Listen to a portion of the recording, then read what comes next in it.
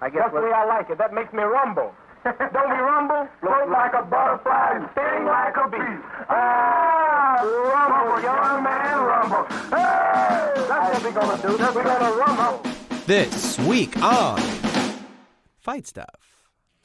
Asian kid knocks out frat boy. What a title for our first viral clip of the week. Sport highlights, including the UFC debut of Kron, the great Rickson Gracie's son, and a deep dive into the granddaddy of all MMA, the ancient Greek Olympic fight sport of Pankration.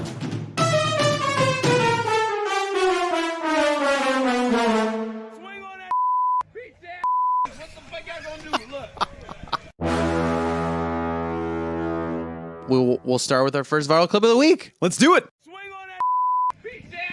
What the fuck y'all gonna do? Look. Hey, y'all ever recorded? Look. I bet you won't hit him. Oh my God. This is awful.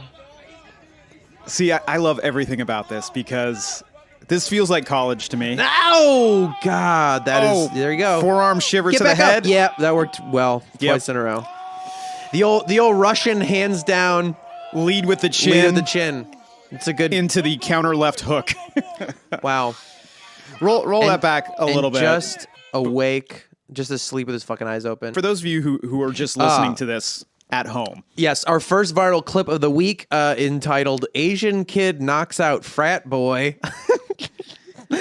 Honestly, kind of like a textbook viral fight video. Right. Clearly somewhere probably around right after clubs let out. This feels very 2 a.m. to me. Very post 2 a.m. or kind of like a Austin vibe. You know that part of Austin where everyone just walks around on the streets? You know? What's that street called? We were just there. Well, whatever. That feeling where that street. Yeah, the bars are all open and people are spilling into the street constantly. And maybe they close the street for everybody to sort of spill out there. Ooh, yeah. Perfect. This one is probably, since a car comes in, it's probably is right after closing time. Yeah. Because clubs have let out or something. Yeah, and obviously you have that wonderful situation of drunk people milling around while a car slowly tries to get through, people brawling with each other. Right, and they're probably drunk too. Oh yeah. Oh, another thing that makes this a textbook viral fight video is race baiting all over it. Yeah. First quote out of the gate was N-bombs right out of the gate. Not going to touch that with a 100 million foot pole. That's fine. No. Let's wait a couple episodes before we start getting into that. And moving right past it. I will say, whitest subject in the world, perhaps, to ever be so a couple things for the people at home. Phrase. Yes. Whitest guy on the face of the planet. He's wearing khakis. He looks like he's wearing at least one polo shirt. Sweater tied around his waist, probably wearing boat shoes. I mean, from what I can tell. The sweater around the waist is very sad. Yeah. I mean, it just really paints a picture of what a piece of shit this guy I mean, must some be. people have a very punchable face. So we're just scrolling through right now, and it's this guy has a very punchable face. Oh, everything about this guy is so punchable, including the smirk that somehow remains after he's been slept. So after a knockout, some people's faces tend to freeze. Well, this guy froze in his very punchable face smile. Very punchable face. He has a very smug look on his face. Yeah. He's I knew this was coming. Yeah, and I will say, here's another thing about this, just the human part of me empathizing with this horrible situation. That guy is clearly very afraid. And he has the vibe of I'm so afraid, but I've gone too far, and I've been bullying this person because I'm a piece of shit and I'm afraid, but I've got to go. Now I've got to follow through. I got to double down. There's people around me. All my friends have been baiting me into being well, you're not going to take that from him, are you? And not You're just my fight friends, toxic masculinity, the patriarchy at large, the colonialism and white supremacy I've been raised with my whole life. I've got to beat up this kid. You know, I have no choice. He has no choice. He's his life has led him to this moment. And now, deliciously for us at home. Of course. Now, some of you at home might be thinking, wow, you guys sure have done a deep dive on this, or you sure are reading into it. But I assure you, after seeing this clip, you will identify with all of these feelings. Yeah, I think it explains why this one was popular last week. It just there's a lot going on. And then let's just talk technically. Let's talk about technique a little bit. Sure. Let's paint a picture of so we've painted a picture of the unfortunate victim of this guy. And I'm guessing that this guy, the proverbial frat boy of the vid. Because he does look like a proverbial frat boy. Yes. Boy? No. Yeah. Definitely. He definitely has, I'm going to say, minimum 30 pounds on this kid. Yeah, and easily, 6 inches, too. And easily, way outsizes this kid, who's, I don't think well, they're probably both kids. They're probably young 20s. I would say, young 20s for sure. I mean, like, which there is no more frightening or dangerous thing on the earth than males in their young 20s. Plus alcohol. Plus alcohol. That's right. That's what exactly. Because you're like, you're entering the phase of like biological life where you get man strength, but you're still a child in your brain. Your brain is not fully developed. A child that gets boners. Yes. So you're like just the worst of all worlds. And then you throw alcohol in there and insecurity and all the like horrors of like not being a person that postmodernist late stage capitalism gives you. Let's also forget too that at 21, like, you have no power in this world. Like, you might have all these physical gifts, but society is like, nah, dude, sorry, not yet. Right. So you're like walking around like ready to prove who you are. Plus this like thing that feels like essentially male that like you must mark the earth. Like, you know what I mean? you must show that you've been here. I still identify with that. I know, right? It's like, I think that is where the male instinct to destroy comes from. It's like, well, it's hard to create stuff. But if I just like carve something in this rock, it'll be here forever. Did we just unlock internet trolling and like internet culture in general? I think for sure. Like if you can't, I mean, that's fucking Teddy Roosevelt, who I like make fun of because I think he's a maniac. Like everybody fucking loves that guy, but he's a maniac. But he is the one that said that thing about the man in the stadium thing. And I think that's the same vibe. Is it's easy to fucking tear shit down. And that is, I think, that same instinct of like to destroy. I will make my mark by destroying a thing. And that is trolling. No, I think that's literally internet culture. We may have worked at a company that trafficked in that. Yeah. You know? Anyway, back to the fight. So anyways, this kid, the proverbial kid of the fight, the one who seems to be in the role of being picked on by, it appears, multiple aggressors. Yes, our Asian kid, as the video identifies him. Which exacerbates the frightening horror of the situation and the race baity vibes. Yeah. He clearly knows a little bit about striking. He can move. He's managing distance. His hands are staying up. I think he starts pumping jabs a little bit even. Like, he's, keeping them... I'm turning the sound off. But, like, you see... Ooh, God, I cut right to him walking in on that first shot. I mean, like... Yeah, it doesn't look like he has... First of all, he looks like he's by himself. He doesn't look like he has any friends. Yeah, no friends backing him up. There's the random guy that tries to break it up / maybe tag team, along with his frat brother. Oof. I mean, like, he's got a little bit of experience because he's still swinging those lefts pretty wild. It looks like scary. He's like in a scary... It's not like, I'm comfortable here. I do this all the time. No. He's moving. He's managing distance. But when he throws that first left hook... I think it's a left hook that it's a big left hook. Drops him with a forearm, essentially. Yeah. He kind of like misses the button a little bit. He's a little bit deep on it. And so his wrist bone kind of impacts, which actually sucks a lot. Like if you ever gotten forearm shivered or like... Yeah. I knew a guy, this old guy. I mean, he kind of clotheslined him a little bit. Yeah, it's basically like a clothesline. It still hurts. It still sucks a lot. And he does drop him. But that kid... But I'm guessing alcohol was a considerable factor in frat boys dropping to the ground. Oh, very likely. No equilibrium. Yeah. Plus, that kid's never done it. He's like, I'm just going to run at this kid. That'll work. No, I mean, he probably bench presses like a decent amount of weight, but like, has he ever come close to touching another human being? No. God, that's horrible. So, like, he does, let's just, like, anybody listening, if you find yourself in a fight, first of all, don't be in one. First rule of close quarters combat, don't get in a fight. Don't do it. It's just, there's nothing good that will come of it. There's nothing good that'll come of it. Like I do appreciate that like glib aphorism about violence, which is like violence is never the solution, but when it's the solution, it's the only solution. It's like fun to say. P.S. It's pretty remarkable that of course we both know that. Like, I know. Well, that's like, and that's best embodied by like that guy who killed the fucking cougar a couple weeks ago. The jogger. Yeah. Which is like, what's he going to do there? You know? Violence is like the only solution. Yeah, you're not going to reason with a wild animal. Yeah. I mean, that shit's nuts. Did you see the interview with that guy? No, I haven't seen it yet. I mean, we could probably pop that in. That is definitely fight stuff related in terms of like stuff that happened. Yeah. Holy smokes. Well, whatever. We'll get on that in a second. Okay. So if you do end up in a fight, well, see, you shouldn't be the one rushing in anyway. If you're rushing in, you're an asshole and you could probably get out of this fight. Unless it's like a lot of people cornering you and you're like, I better get out of this fucking hole quick. Dude, and I got to start blasting. We're into some really weird situational awareness stuff. Yes, for sure. But just saying, if you do, keep your fucking hands up. Always protect the coconut. Yeah. Always And protect the coconut. You know what? Maybe we should back off and just say, actually, if you are getting into fights, leave your hands down and rush in. What? Because then because only an asshole would be the one fucking running in to get into a fight. So You know, you're right. Just, So actually, anybody the who's best out thing there to right do, there. yeah, lead with the head.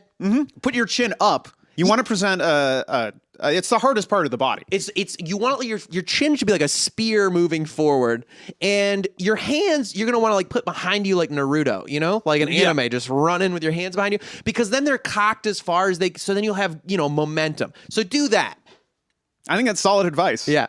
Tell- And if you're a good person being picked on, just keep your hands up, really. Always protect the head. Just keep your hands up and just throw Short punches. ones and twos. That's all you need. Ones and twos. Stay tight, okay? Let them block the one, follow up with the two. Circle out. Yeah, exactly. Ones and twos, circle out. If you got more than one opponent, eclipse him, okay? That means you keep one in between you and the other one at all times so they can't come in at you from different vectors. Don't get flanked. Yeah. Don't get crazy. Anyway.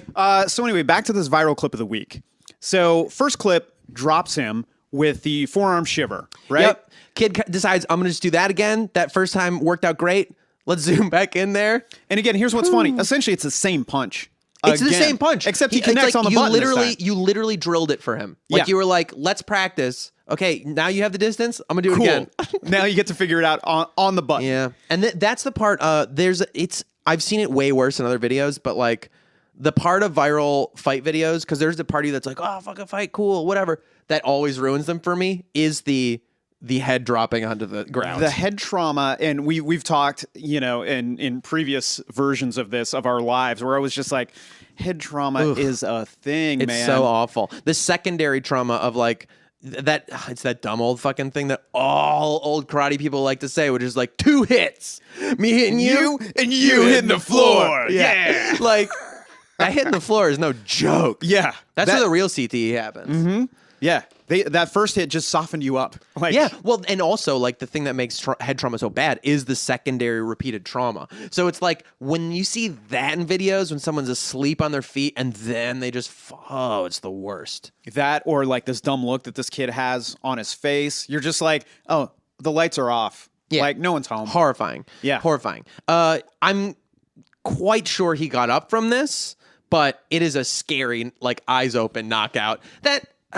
based on the limited context of the video, you kind of deserved. So I don't know. It's so hard to say. So hard to say. But also, I mean, good news is he's not stiff or like, yeah, well, that scary, like all your electrons are firing and your whole body looks like it's cramping. That's scary. Yeah, that's horrible. Scary as shit. At least he looks relaxed and he's like calm as a Tibetan lamb. He's just sort of like, hey, so I guess I'm kind of knocked out here. And we haven't even mentioned that car that we mentioned earlier, the one that's like creeping through this street of all the club people letting out. Yeah. There is a car. He falls asleep like a car is basically on top of him. His head is like His head is almost wedged under the bumper. All right, well, let's finish up this. We spent enough time on this first viral clip of the week. As you can see, we get quite passionate.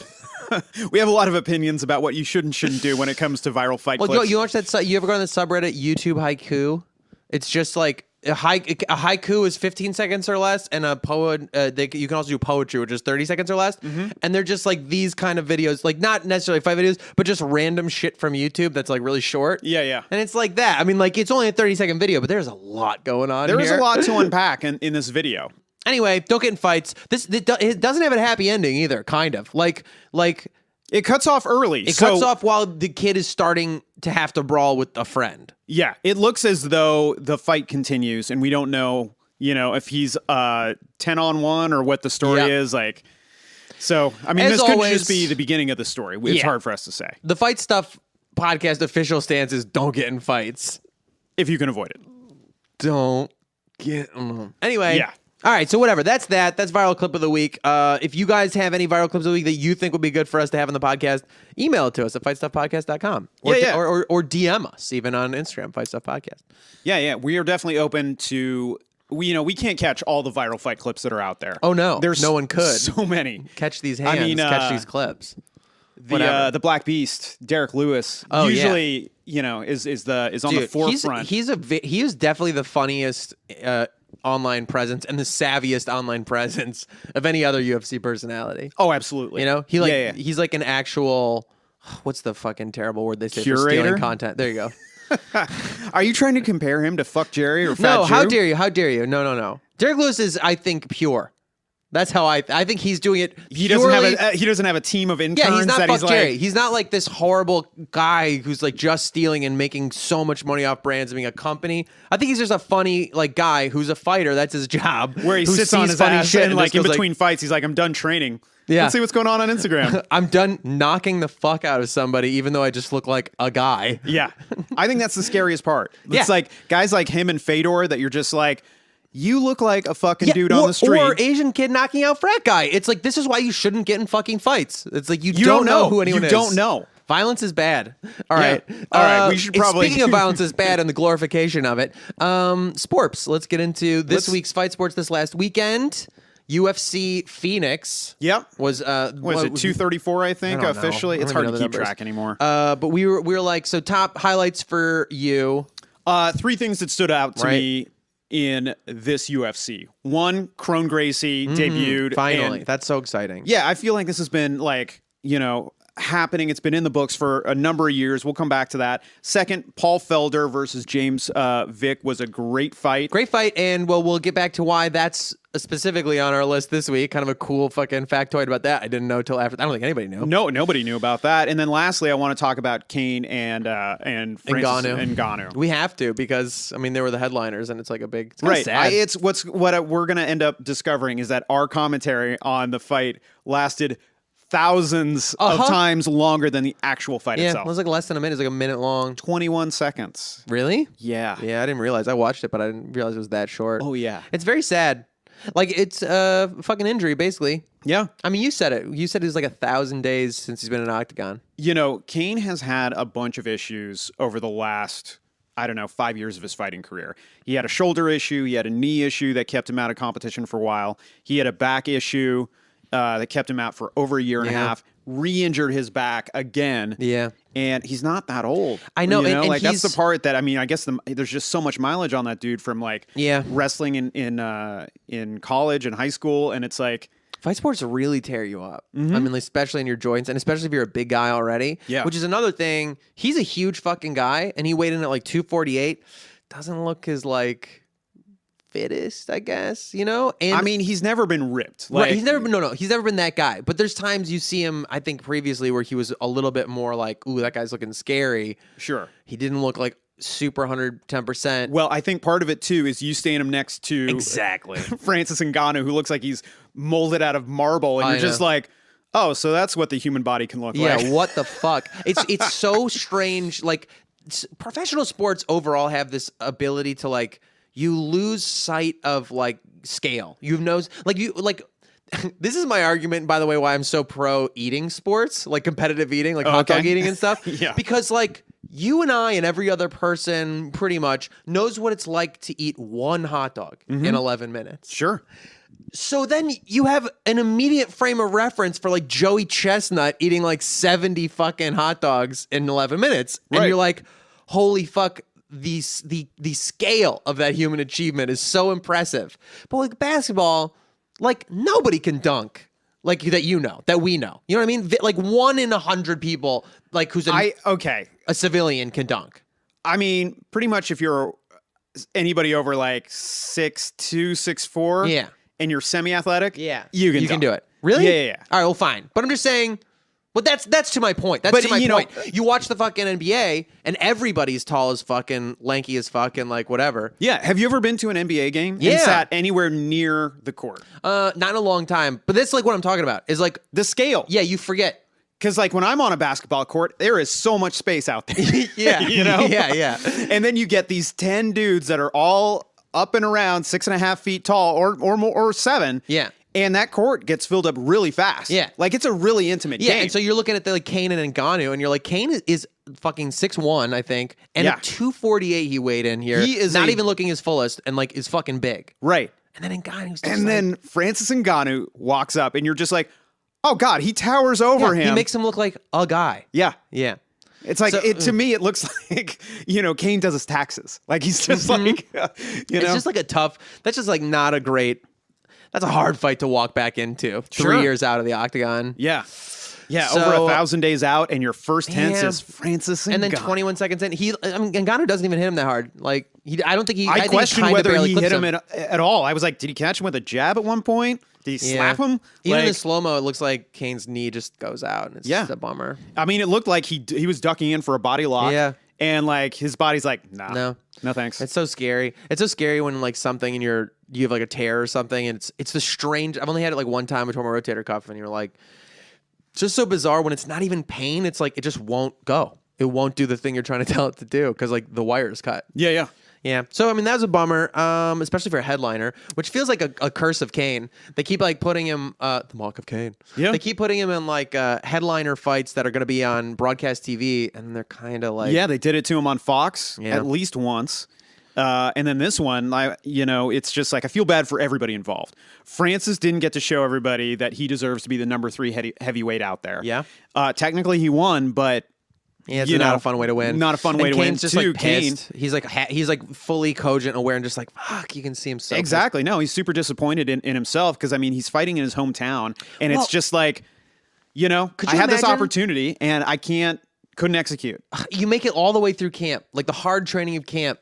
Everything's fine. Everything's holding up. Your body's getting back into it. Here we go. And then 21 seconds. That's when your knee. Like 21 seconds when you finally got to the night to fight. Ugh. Such fucking heartbreaking. Yeah. And of course, like, and this sounds so super trivial, but like, I feel bad for ESPN, man. Like, and on this weird way where it's sort of just hard for me to feel bad for ESPN and the UFC, like ever. But yeah, exactly. Yeah. But when you look at like the greater context of the sport, like I want more people to get involved in the sport and appreciate it. Yeah. And if you build it up, you're like, dude, you got to see 2 of the greatest heavyweights that are currently out there, and someone is going to win. Yeah. And then that happens, and people are like, cool sport, bro.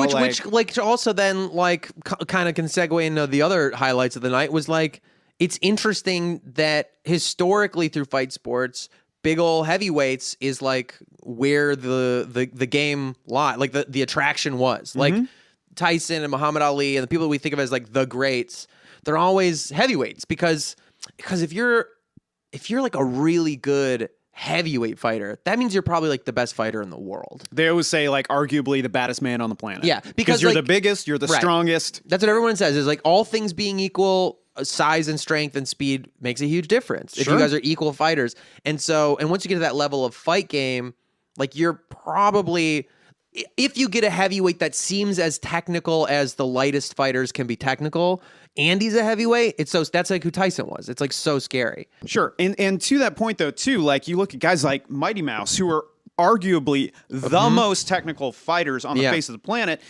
but but you just can't you can't like if you put him up against Ngannou, it's just like no. Well, there's so much like a size comparison where it's just like for me, I weigh 155 pounds, and if I'm like, I weigh more than this 125-pound fighter, maybe got a couple inches on him, maybe. Yeah. And it's sort of just like, that's cute that you can do that. But then you see like these like mountainous men who are just like, you're just like, oh wow, no, they're bigger and stronger than me, and they have the ability to knock the fuck out of each other. The scale of it's just like weird. I mean, I really love like large scale abstract sculpture. Sure. Like that big fucking rock that they put at LACMA or whatever. It's just a big ass fucking rock. And it's like part of the art of it is just getting it there. I don't know, that whole thing. And people are like, what the fuck? What's the point? It's just a big rock.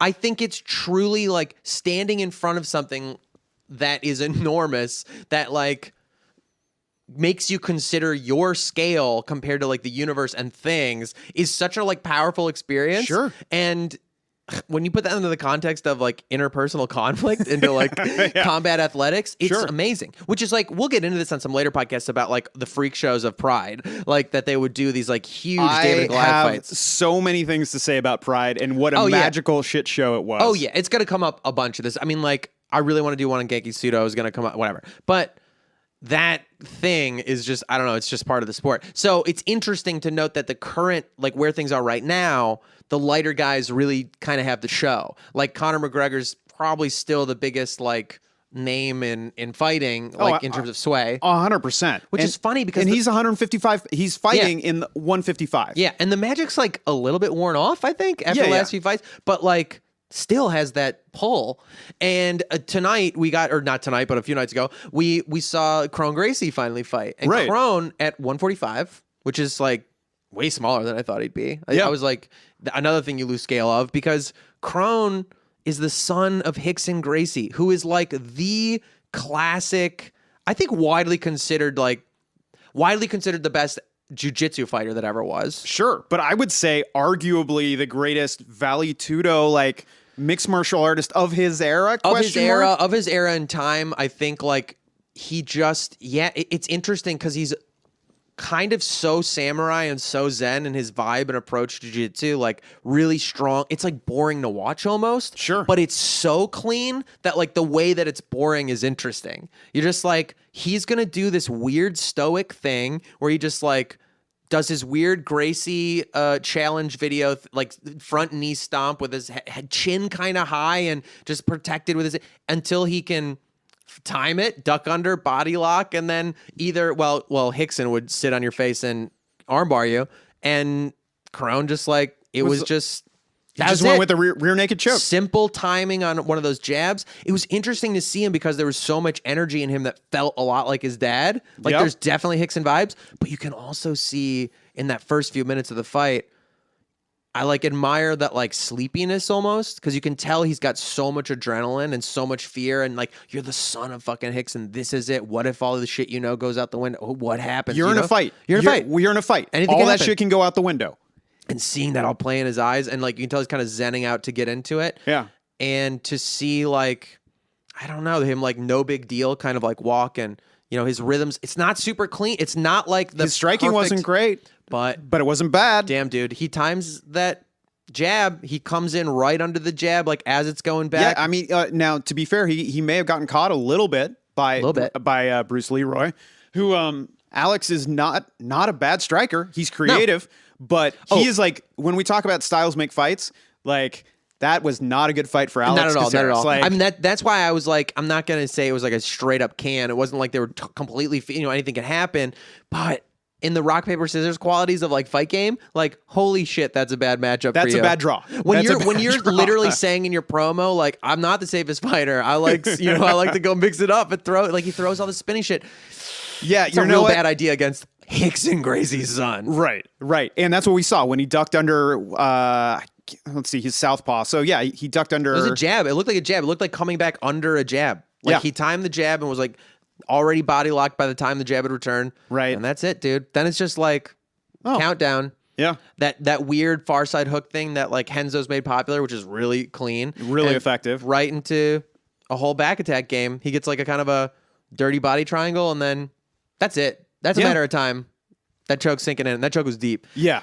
But it's beautiful to see. I mean, it was great. I love jiu-jitsu. We love jiu-jitsu. I'm like a brown belt in jiu-jitsu, so I'm like definitely have a soft spot in my heart for that. And it's a beautiful thing. Well, here's what's interesting. I saw that there was a stat that said Kron is the first Gracie to win in like 27 years and since UFC 4. What? Yeah. No one else. I think Hoist was the last one to win. What? UFC 4. So I think there was like 3 or 4 other guys, and I don't quote me on this. Don't tweet me, please, ever.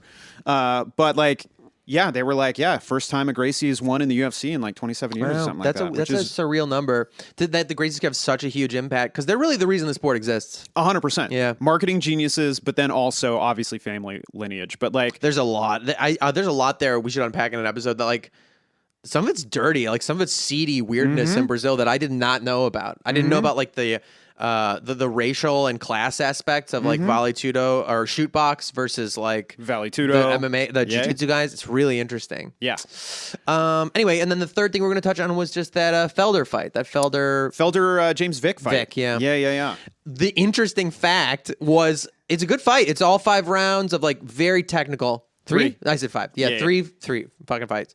3 5-minute rounds. That's where the 5 came from in my brain. Mm-hmm. Yeah.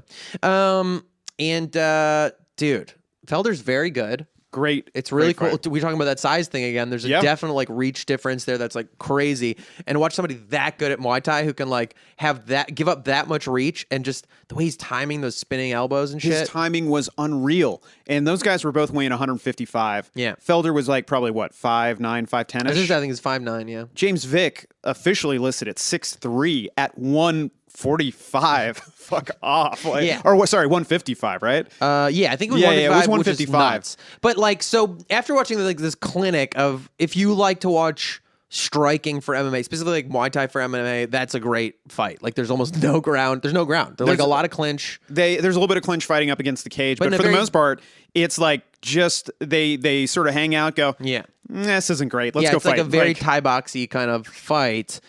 Turns out, I'm trying to find the quote. Like, Felder had a collapsed lung in the third round of that fight. He had to the hospital for after he tweeted, "I got 2 lungs. ... I just want a beer for shit's sake."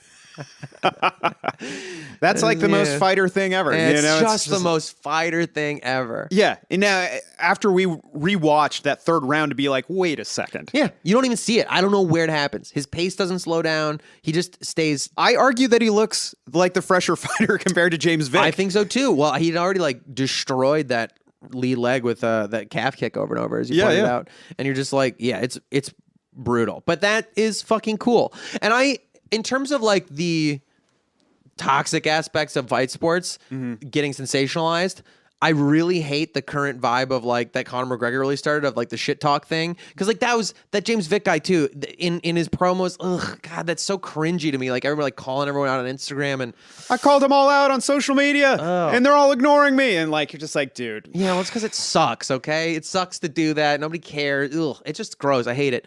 But that toxic, I got 2 lungs. I don't need one. I want to drink. Now I'm done fighting. That still appeals to me. Yeah, see, that's the line. Did we figure out what the line is? Like where it's like I don't like the fake, because I really don't think like the antagonism is real. Like I know that's like what makes people excited about fights, and in like pro fighting context, when it's fake and it's a drama, like that adds to the story. But people I've known closely in the fight game are usually really cool people. Yeah. And it's because like you kind of become aware of like this fact that you're always fighting yourself and that you are co-creating a fight with somebody else. And all the fights that end with guys like hugging and being like, dude, that's fucking, after they beat the snot out of each other, like that resonates with me. We tried to kill each other and we're both here. I mean, that's like, as that's intimate awesome. as you, like the only other time in the world someone else's sweat gets in your mouth is like, you're fucking.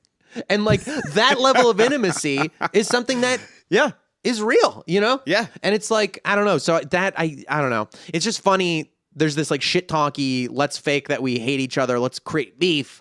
That feels so gross and hollow and just like cheap. I just hate it. But that stuff, it's him. It's Colby Covington. It's guys like that you're just like, it hurts to watch just because I'm like, okay, you're going to get a bunch of other dumb people fired up about this, as opposed to like, and I know that like 2 pals, fighting for sport is not interesting. Like, you see 2 great Brazilian champions, you're like, oh, you're going to fight. And they're like on the plane together, doing interviews on K-Rock together. And you're just like, listen, I know you guys are both great, but like, yeah, but I don't think like Forrest Griffin and Stephen Bonner hated each other. No, they wanted to make a great fucking fight, and they like wanted to swing at each other like it's almost like brothers or something. Sure, but even those guys, I mean, they were living in the same house, like yeah. But it's not like they had to go on a 3-month media tour where they were just like, yeah, I really want to like hate this guy. I think I'm just a better fighter. Like, yeah, well, I'm just saying counter to that, like. I don't think there needs to be that like toxic fucking these fake beefs that we create, like, because I do think like Donald Cerrone's a good example of a fighter who like I think has a good energy. He doesn't seem to like fucking hate anybody, and I don't know, his fights feel like we're gonna have us a fucking fight and it's gonna be fun, and like that. I don't know. To me, I guess that's what's appealing to me about it is maybe as a self-destructive person, or maybe as somebody who like is aware of these things that are inside me, but like they don't feel attached to ill will. Sure. Like I like fighting. I like the techniques of it, and I like the energy of it, and like of beating each other up. I don't like non-consensual violence, and I don't like people actually getting hurt. No, and I think you bring up 2 really good points. I hate that shit too. And for some people, it's very tough for them to like align those 2 concepts and understand the difference between the 2. Right. Where it's like, I love sport fighting. I love sport fighting as long as it's, consensual. And like at the end of the day, like, hey, if you don't want to do this anymore, just say stop. We'll stop.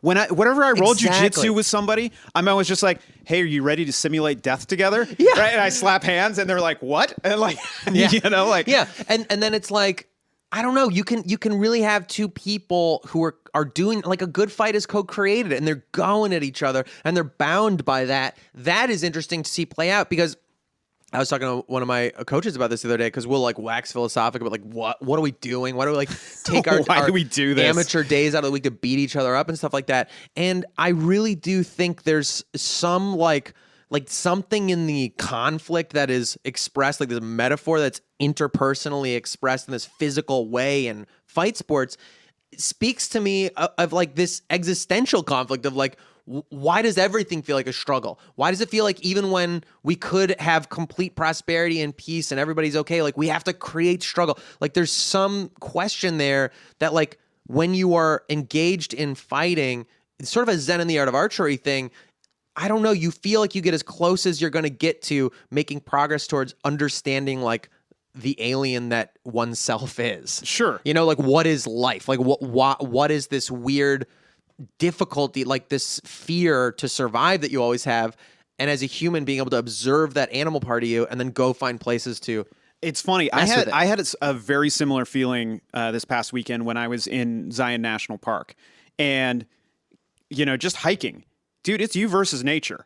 And it started snowing. And like, you know, it's sort of just like, okay, well, here are some survival instincts. Like, are we going to be able to get out on time? Like, you know, before things close, before the roads get too slip. And, you know, it's just like, okay, well, nature is still in charge. Yeah. And I feel the same way about fighting, where it's just like, it is the most like tactile way of you confronting like your own mortality. Yeah. It's the same thing. I get the same thing in nature, to obviously to a much lesser degree, versus someone actually trying to break your like limbs, a mountain lion jumping on you while you're in nature. Right, exactly. But you know, it was something. It was really interesting to sort of have those feelings and be like, okay, I'm not the biggest, baddest thing out here, and Mother Nature is definitely in charge, and I'm fallible. And that I think is like the beautiful reminder of doing things like fight sports, like where you're like, I don't know, I think. It always breaks my heart when I see like big figures of the sport, whether they're celebrity teachers or legends of the sport or fighters who somehow still have an egocentric worldview or sort of like heartless, sort of express heartless things casually or whatever. Because in my experience, most of the people I meet who do it, it's like this sport beats everyone up at some point. Like everyone knows what it's like to be broken and to literally submit of your own volition. And that, for most people, I think humbles you. It gives you this existential experience of like, oh, I'm fragile. It's like empathy, whether you want it or not. Like you understand how close we all are to like oblivion, basically. And I don't know. I think that's like a really real, I don't know, that reminder. I don't think a lot of people, I mean, generally speaking, I don't think a lot of people are confronted with their own mortality in a very real way anymore. Right. And this is like the closest way that we have to do that, where it's sort of just like, oh yeah, I could die. Like, and just being okay with that. But having your ego broken for a second is super helpful. I think so too. You know? Yeah. That as a side note, the lion thing, the cougar thing. I watched a video about like, it's that guy did all like he did like all the yelling with his hands up high. It was this jogger and like this cat. I think it was a juvenile, but like this mountain lion jumps on him. Apparently, what he did was he like put his hands up, and so it grabbed his hand, and he was like. Couldn't get his hand away, so he like kind of throws it on the ground and he's trying to jab it with a stick. The stick's not doing anything. It won't open up its mouth.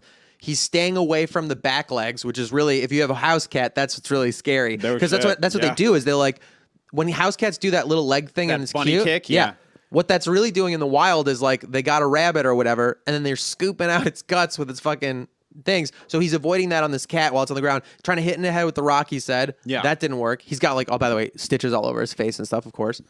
And he choked it to death. He stood on its neck. That's what he did. He did like, it's almost like a gi choke. Like because his hand was stuck. Yeah. So he just like ended up like keeping his hand on the ground, put another foot on there and just waited for like a minute until it just expired. Did he have jujitsu training or anything that understood like blood chokes? I mean, I don't know. I don't think so. He didn't say anything about like auto jiu-jitsu, so I did. He's like, I'm a blue belt. Yeah. Hey, definitely a blue belt at least. Blue belt. Yeah. That's so funny. I don't know. Whatever. Crazy.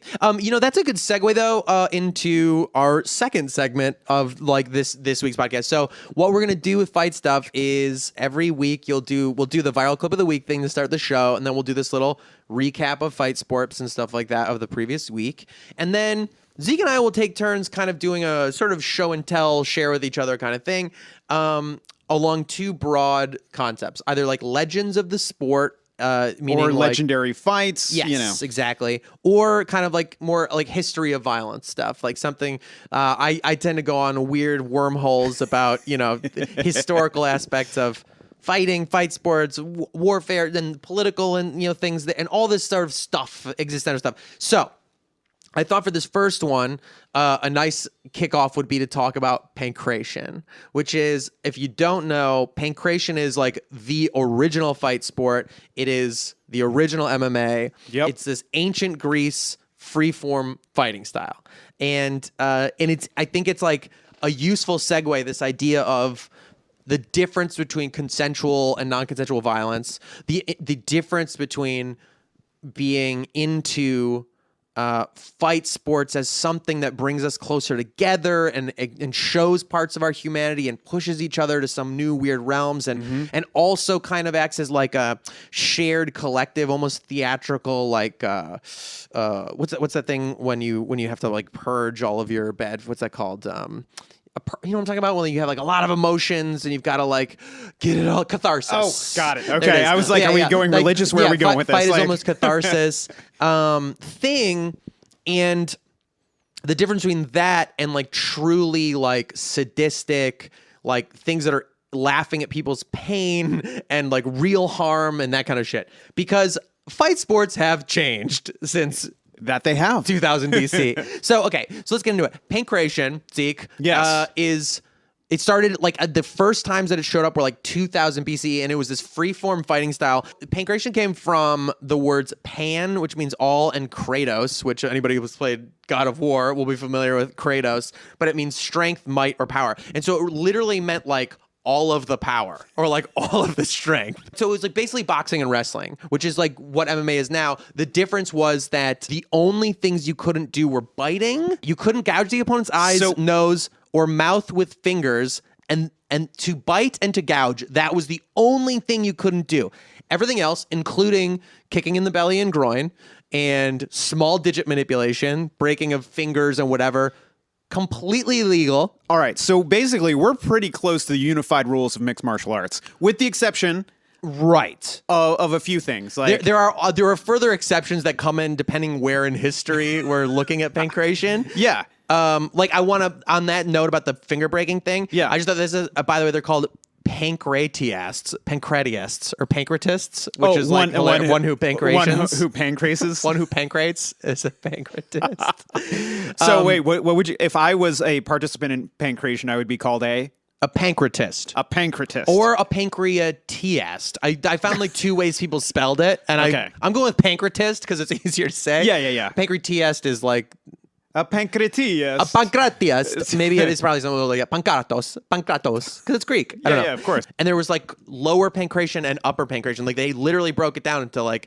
upper body throws and standing game, and then on the ground fighting like game. Modern wrestling, as far as like freestyle versus Greco-Roman. Yeah, or just like the idea of like our standing, clinching, striking, and that stuff, and throws, and then like your ground game of jiu-jitsu. Like it was like a thing that had already been greatly established.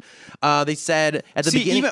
Even that right there is just like establishing, like, listen, these are two different modes of fighting. Like if we're fighting on our feet, that's one thing, but ground fighting is like completely different. Like, right. And it's interesting that like that was something known so long ago, lost to like culture for us, at least in the last like 100 years, where like boxing took over everything and nobody knew it, and was so lost. Something that they knew 2000 BC like was so lost to us that the Gracies had to come back in the early 90s and be like, and market their ground fighting system to us in 1993. Yeah, give you UFC 1 and be like, hey, this is all that karate shit that you guys are into doesn't work. There's certain areas became renowned for certain like, styles. Games and styles, and certain pancratists became known for different things. There was one pancratiast. I'm going with pancratist, whatever. Pancratist. He was from the city of Sicyon, and he was called Fingertips because of his habit to break his adversary's fingers at the start of a bout. So literally slap hands, grab, break. Yeah. Which is crazy and cool. I mean, like fucked up. But like that's anybody who doesn't know, in modern grappling tournaments, small digit manipulation, including UFC, is like totally illegal. Partly because there's like nothing you can do about it. Like if somebody gets, that's a wrap. Dude, I feel sometimes that way about wrist locks sometimes. I know. Well, wrist locks are like right. that too. Wrist locks are like, if you get good at wrist locks, that's why they don't let you do them to upper belts, because like they're one of those things, kind of like ankle locks, that like sometimes can break before it hurts. So if you don't know to respect it, you don't know how to tap. They also said Spartans, for example, were famous for heavy foot sweeps. Like they were just known as the foot sweep knock you down guys. Yeah. The Eleans, I guess, Elean, some other place, they were known for strangleholds. So it's just interesting to me that like these local like people, like they were known for styles. Oh, don't mess with the Spartans. They'll put you on your ass. Yeah, they'll like, sweep your feet right out from under you. Alexander the Great was known for like preferring people who knew pankration for his phalanxes, because obviously, like if you think about what ancient warfare was then, the ability to like be good at clinch fighting and like know how to like muscle around and wrestle in the context of like sword and shield locked combat would be like actually very fucking useful.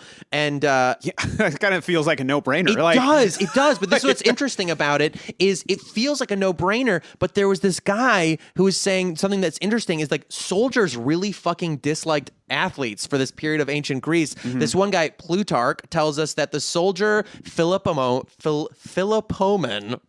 Yeah, Philopomen. Everybody knows yeah, that. he despaired of athletes making good soldiers. He said, quote, "The athlete eats a lot, sleeps a lot, and trains regularly, while the soldier must endure lack of food and sleep, and exert himself at irregular moments. Once he had discovered these differences, Philopomen despised athletics. When he became a general, he used to say that men who were otherwise fit for war became, through athletics, too delicate for battle." Which is fucking wild. So like, but he does make a good point. he makes a good point. He makes a really solid point. Well, he makes a good point that like, well, which is also why you realize like most of the training in the army, which does have a lot of modern combatives and stuff now, Sure. but consists of like insane endurance training and kind of that's it. Carrying a lot of shit, insane endurance, and then the ability to pull a trigger. And then also don't forget sleep deprivation. That's what I mean. Yeah, like yeah. crazy endurance. Like you just like, because that's what's important. It's just Right. like keeping you conscious and able to pull the trigger. And like in the context of modern war, that's the most important thing. And so I do think it's interesting that to us, we're like, sounds like a no-brainer. Put pankration guys into your army. But Well, that, I like, mean, essentially, have guys who know how to fight in your army, and you're sort of just like, well, yeah, okay. yeah. But it's just weird that there would be this Counterpoint. divide then of like what they thought of athletes versus what they thought of like as soldiers. Sure. And I just thought that was so interesting because in today's context, I think you'd largely be like, soldiers seem to admire athletes and, you know, vice versa. Yeah. But I wonder if there I isn't feel this, like there's such like a crossover these days. As far in, I mean, maybe it's just the marketing. Everyone's just like, you're a soldier in your own army. Like, go out there and crush it, bro. Right. Like, yeah, I you don't know. know. But I was like, maybe there is still an underlining thing of like, let us not forget that like, however insane a combat sport is or how intense it is not war. You know? Yeah.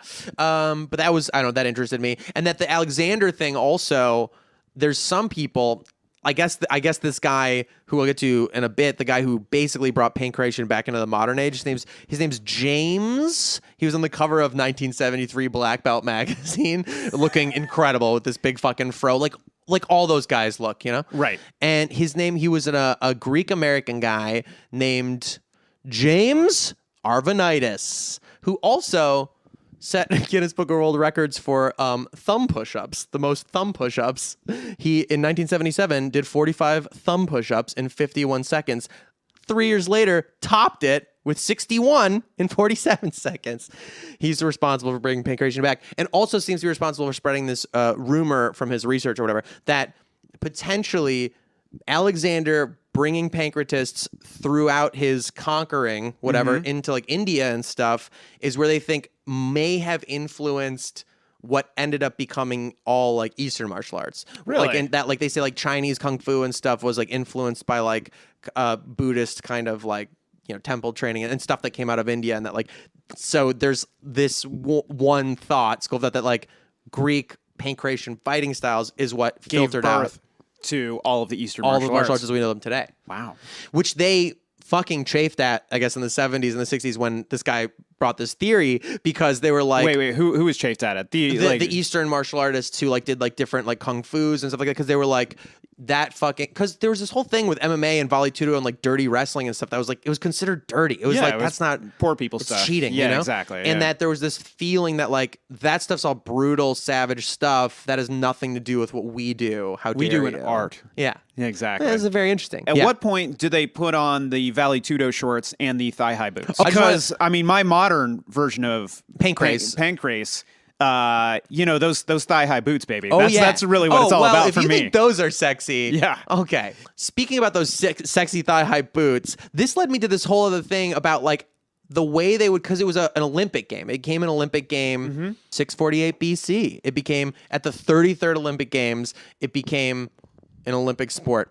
And they would do it, so the outfits changed. And this is why I thought it was funny about you asking about the sexy thigh-high boots. Yeah. Because famously, the Olympics, they would do it naked. Yeah. Like, they all did it fucking naked, wearing oil, mostly. Like, there was this, like, every fucking athlete then, I guess, like, this olive oil was like the symbol of athletes because you all put it on you. There were all these arguments for why that it helped, like that are not about being slippery. They had to do with like it made dirt easier to scrape off, or like it helped fill in little cuts and nicks that you'd get, and it would protect you from the sun.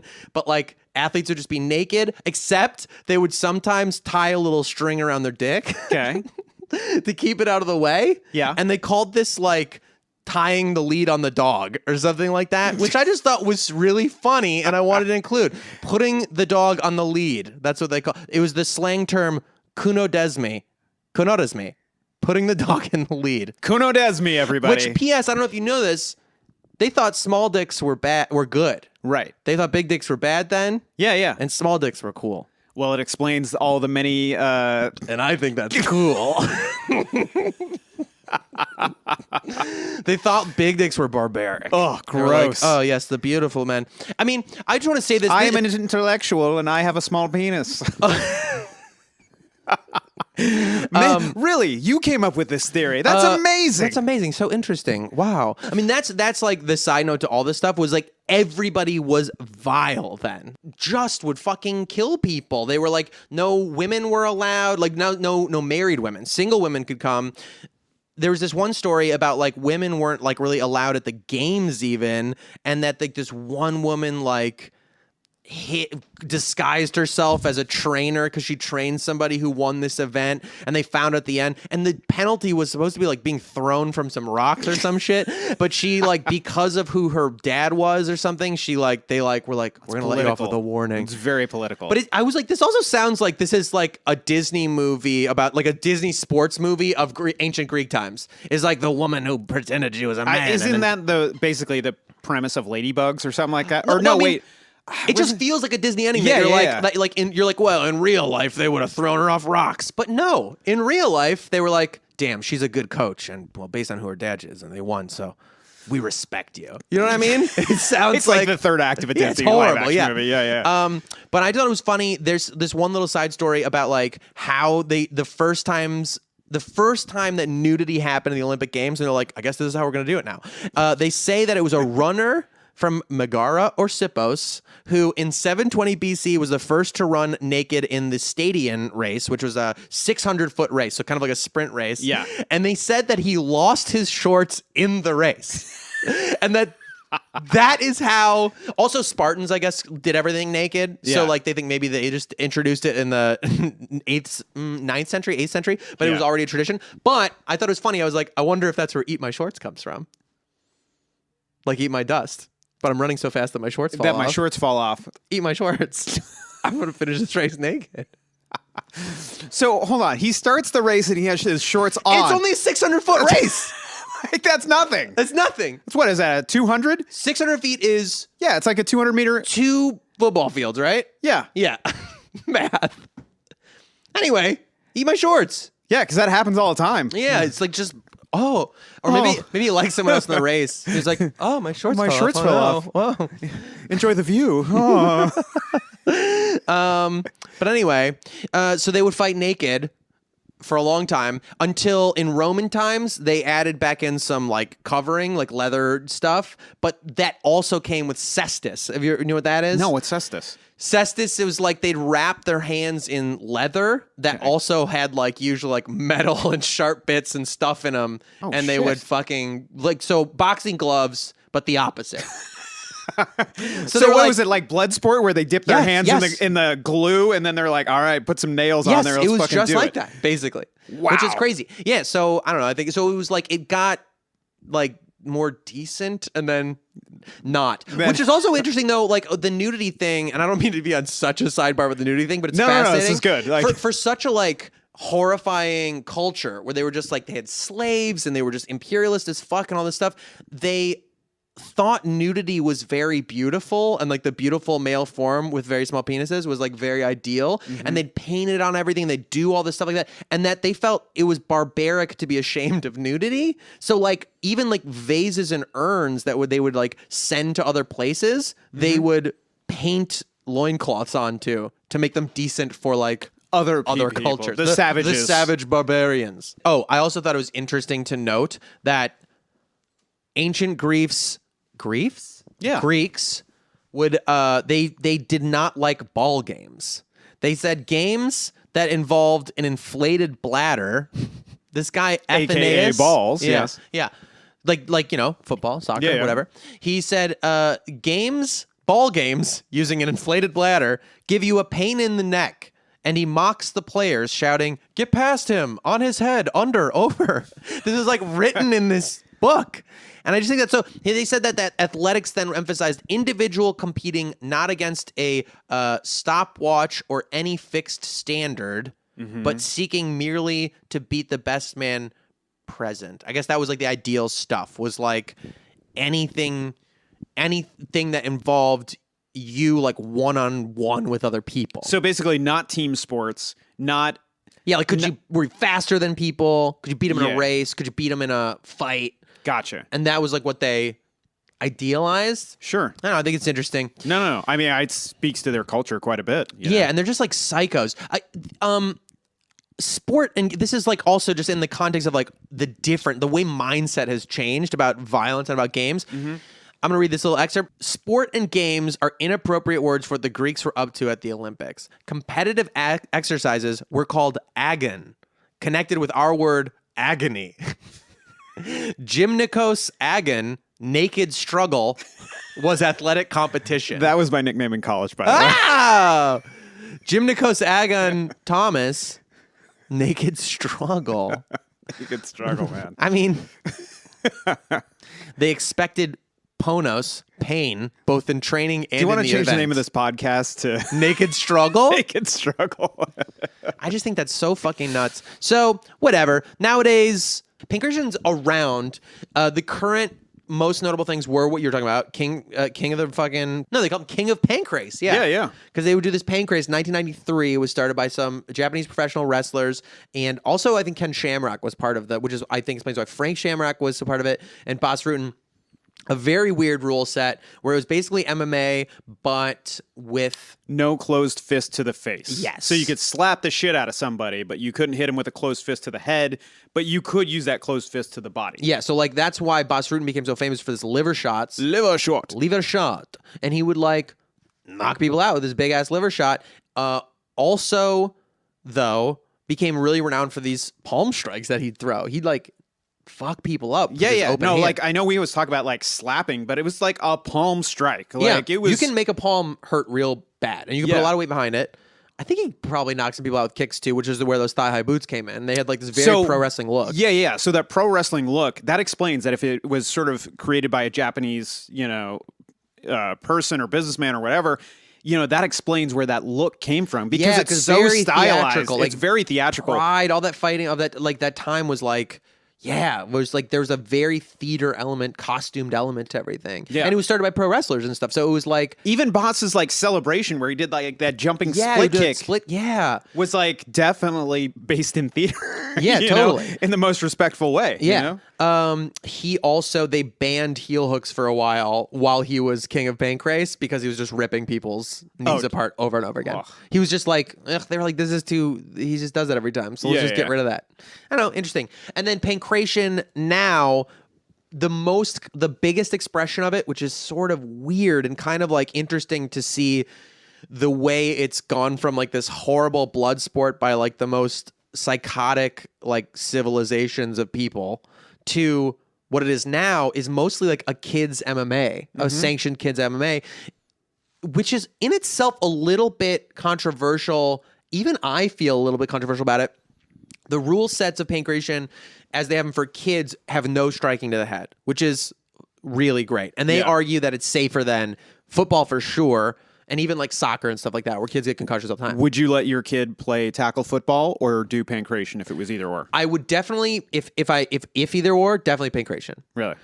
Oh yeah, because I mean, football we know now. I'm going to talk about this in another episode because I was doing some stuff about CTE that I'm fascinated by. But dude, it doesn't take much. And if you're a kid and your brain's still developing, that kind of shit, like just running helmet to helmet and using your head as real bad. And I'd rather have a kid learn jiu-jitsu where you might get slammed a little bit and you'll learn some joint locks and things. But if you learn to tap, you're not going to get fucked up. Exactly. And you can't punch or kick to the head in the rule set for the kids. So it's like, I don't know, there's something to it. That being said, it's a little weird watching like kids, like it's like watching action figures come to life and beat each other up. And I think the other thing about it I'm torn on is like, I do think martial arts can teach a lot of humility and it can teach you a lot of like discipline and stuff like that. And that can work and that can be present. But I also think when you learn to fight, like it becomes part of your social lexicon, you know, like it's suddenly like this thing that I always thought it was weirdly like, before you've ever kissed somebody in your life, you're like, oh, am I going to kiss them? I'm never going to kiss them. It's so scary. It's like this barrier. Yeah. And like after you kiss somebody, you get out, you get older. It's just like a thing people can do. It doesn't mean like the like, you know, big emotions don't go away, but it just is not like this invisible barrier anymore. And I think it's kind of true. That. Yeah. It's with violence too. Yeah. Like once you've learned how to punch and be punched and things, there's a quality of like, I still like don't get in fights, but like it's not off the table. And if you're a kid and you don't have like the emotional regulation or whatever, and you are in more heightened environments with other emotionally unregulated people, it's like, ooh, this is an option. It's an option and an option that you shouldn't go to. Right. And you might not have the sense yet to like not go to.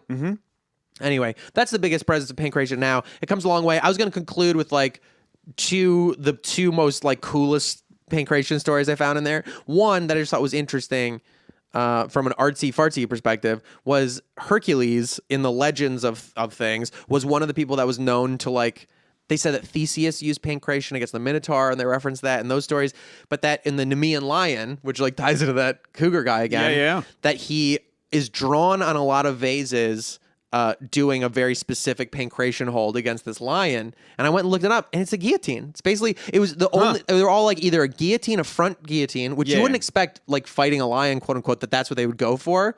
And they did it like straight up, like he's just cranking a hips in guillotine on a lion and it looks insane. Or like or basically something like that, a head and arm, like a headlock control, which was kind of dope to see.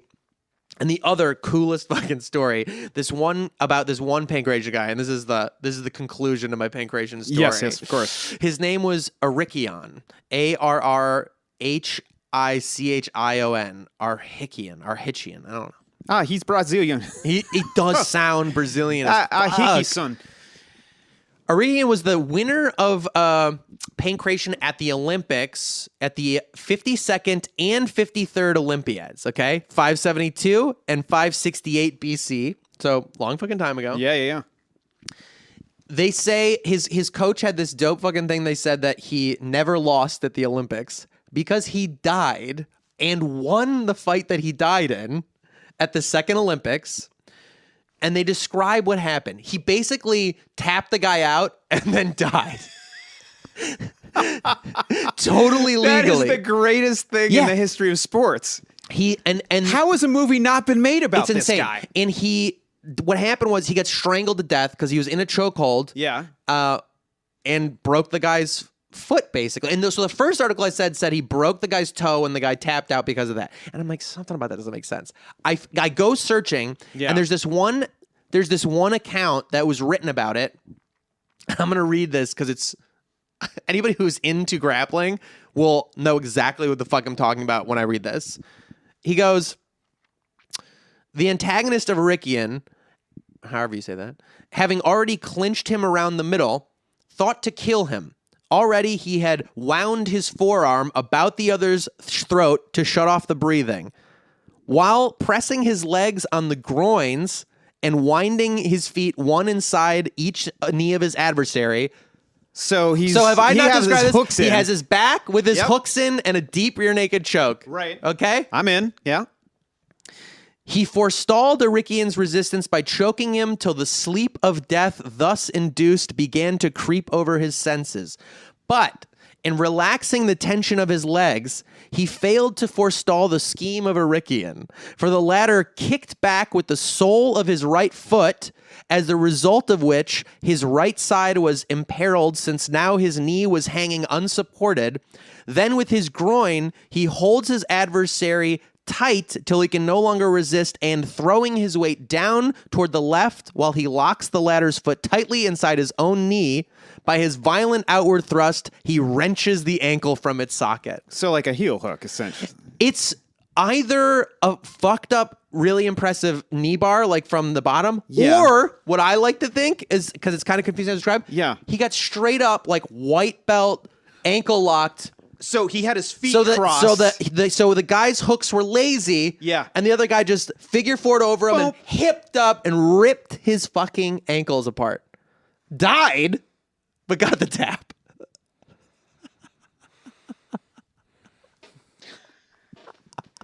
So much of that hurts so bad. Died.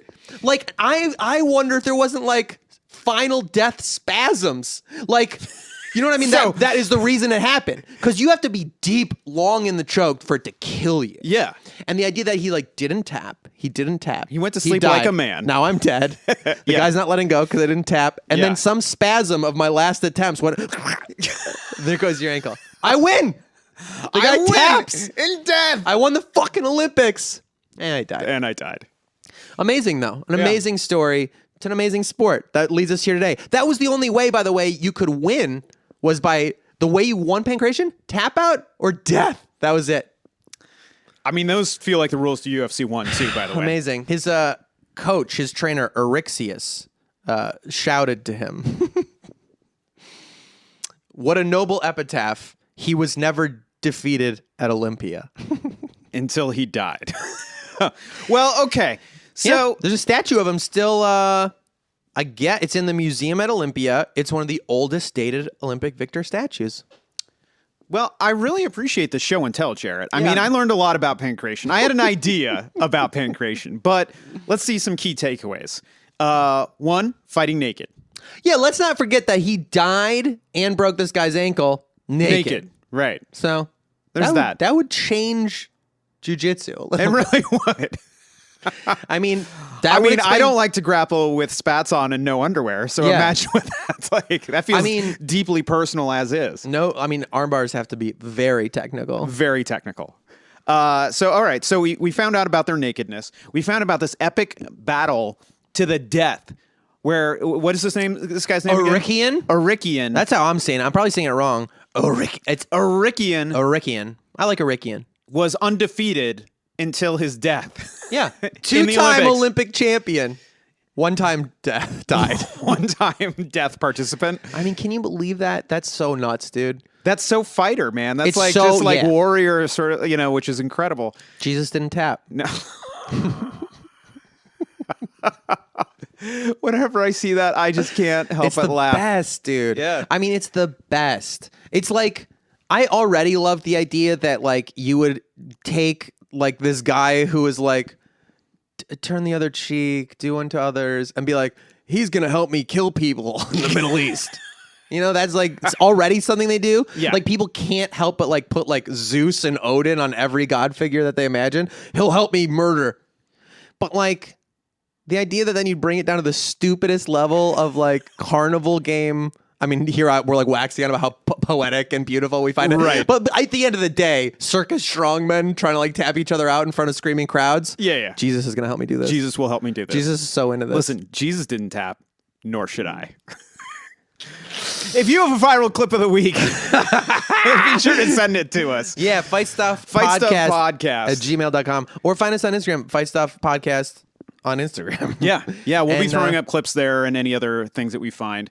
We'll also find a way to post legally, or at least with attribution, some of the clips we talk about for the viral clips of the weeks that we use. Yeah, we'll just share them somehow, yeah. Yeah, and if you guys have a idea for a segment, don't hesitate to reach out to one of us. Jarrett, where can they find you? They can find me at Jarrett Sleeper, JarrettSleeper. Nice. I also do another podcast, hilariously, about mental health and being a person, which is a very different vibe from this. It's very, I don't know, I don't know, like talky, it's slow, it's quiet. It's almost, I try to avoid it being therapy sessions, but the point is, I do it, it's different. If that sounds interesting to you, try it. You might not like it, but you might. Give it a shot. It might be pertinent to your interest. Yeah. You can find me at Zeke Thomas is rad, ZEKETHOMAS is rad, dude. On the old Instagram, and of course you can always go to websites zekethomas.com. And if you're digging this, leave us reviews. Yes, let us know. That helps a lot. Yeah. Because we're super passionate about this subject matter. Yeah. It's how we met. It's how we bond over things, and like we figured that this might be interesting to other weirdos that enjoy this sort of stuff, who have this weird intersection of like thinking about life and what it means to be a person and making art and shit like that, and also have some inexplicable attraction to violence and beating culture. the fuck out of each other. Exactly. Why? I don't know. Yeah. Well, anyways, this has been a production of Mind Jam Media. It has. Let's go make another episode. I think that's it. Yeah. See ya. Thanks. Later. Bye.